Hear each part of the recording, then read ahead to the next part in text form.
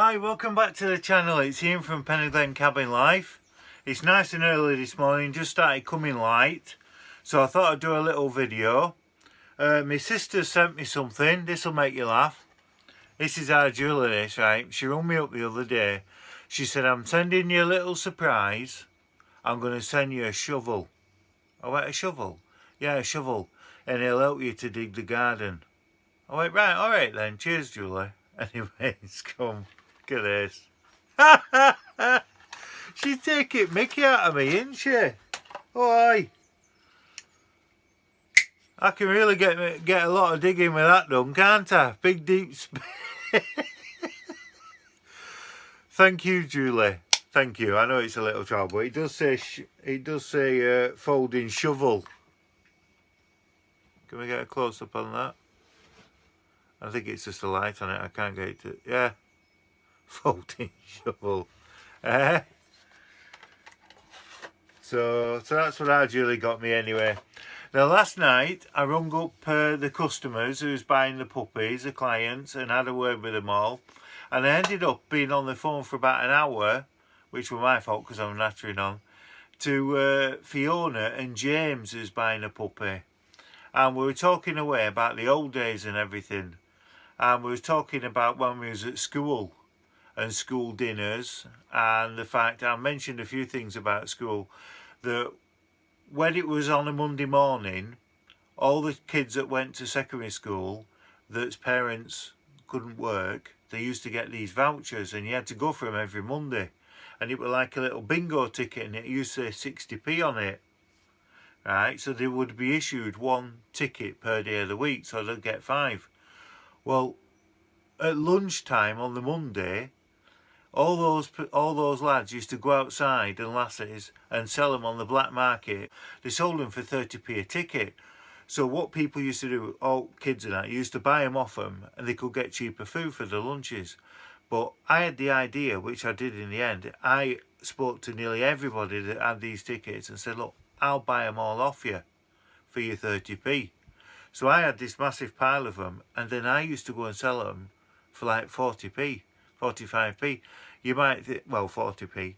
So you might think, well, there's only 10p in it. But if you've got a couple of hundred at school, when you're at school, that's a lot of money.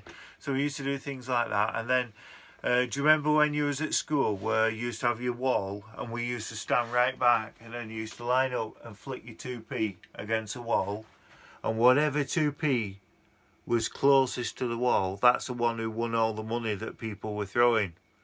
Well, my mum, when I was at secondary school, she used to pick me up after school, but she used to turn up whenever she felt like it. So I could be there an hour and a half, 2 hours sometimes after school, mucking about, having a laugh.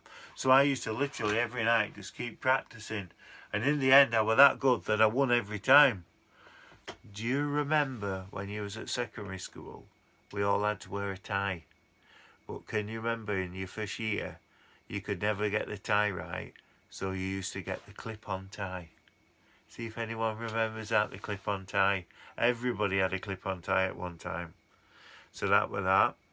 And then we were talking to James about Blackpool seafront, and he was saying that when he was younger he used to walk on the Blackpool seafront on promenade bit, walking for miles and miles between the North Tower and the South Tower. And yeah, I can remember that. It was brilliant. And then we used to carry on and go through to North End and Fleetwood and stuff like that. So I used to love Blackpool as a kid. And I used to go on my pedal bike all the way on the seafront. It was great. And then we'll get fish and chips. So that was nice at Cleveley's. So next to the bus station, there's a chip shop. So I don't know if anybody's watching this from Cleveley's or going to go on holiday to Blackpool, but I recommend you go to Cleveley's, go to the bus station and get to that chippy at the side of it. Best fish and chips you'll ever have.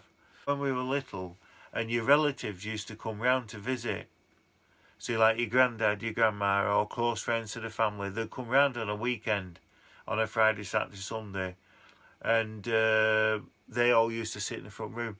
Well, if you remember, when they used to come in the old days, it didn't like now where they used to come and get the cans of beer out. They used to come and maybe have one glass of stout or something that lasted them all night, or one dram of whiskey. But all the older end that used to come, all the men, they all used to know magic tricks. So they'd do a card trick to entertain us kids. And then they always had a relative that could get a coin from back of your ear. I don't know if anyone remembers that. There was, my uncle used to come and he'd say, "Oh, what's that?" "Well, 50p. Where's that come from?" And as a kid you go, "Jesus, I've got money back of me." And he used to give it 50p and it was great. And then I had another uncle who were like a friend at family, but we called uncle, and I really feel bad that I can't remember his name.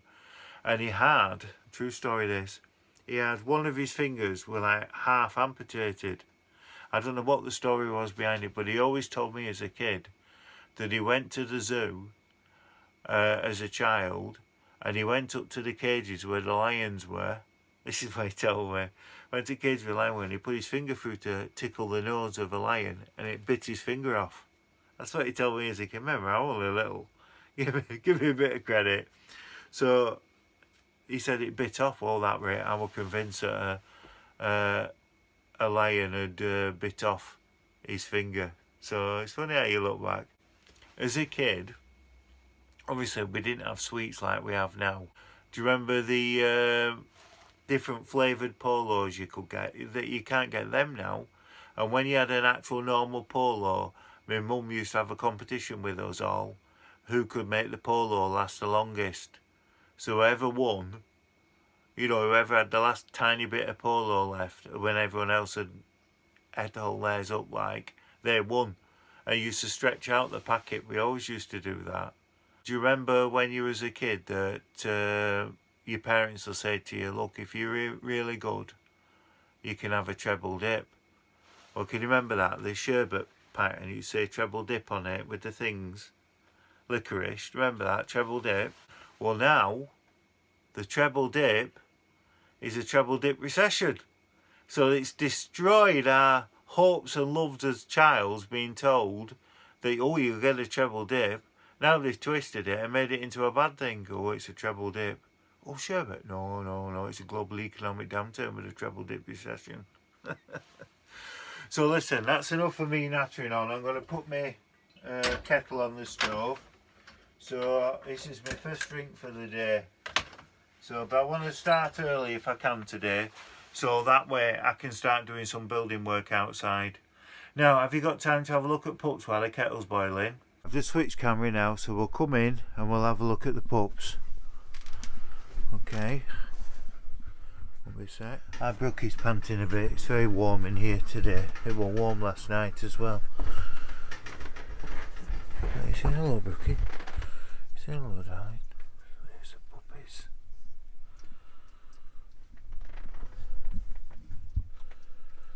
They're all here.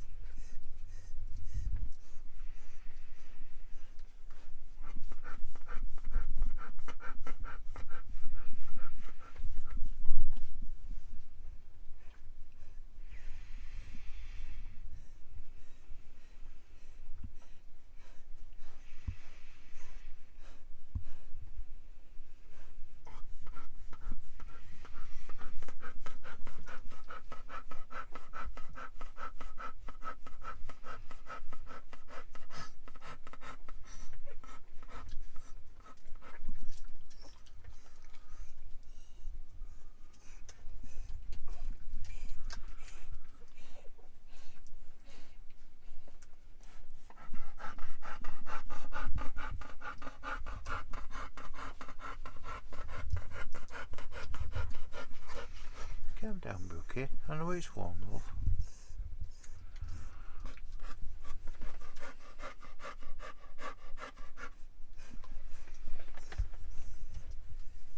You warm, Brookie?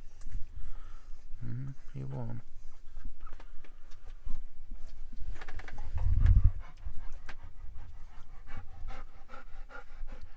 I hope you enjoyed the video seeing the puppies.